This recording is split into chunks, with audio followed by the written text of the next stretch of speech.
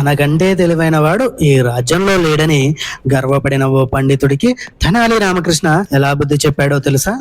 విజయనగర రాజ్యసభకు ఓ అహంకార పండితుడు వచ్చాడు.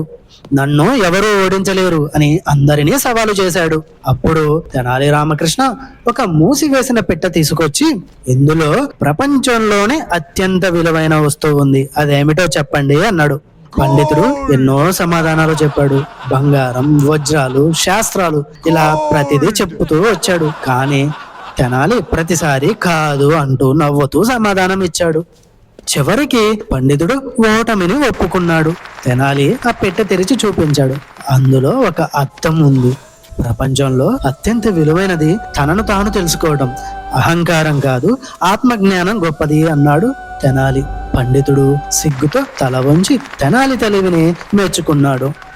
గర్వం మనిషిని చిన్నవాడిని చేస్తుంది, వినయం గొప్పవాడిని చేస్తుంది. ఇలాంటి మరిన్ని కథల కోసం మన కథలు ఛానల్ని సబ్స్క్రైబ్ చేయండి. ధన్యవాదాలు.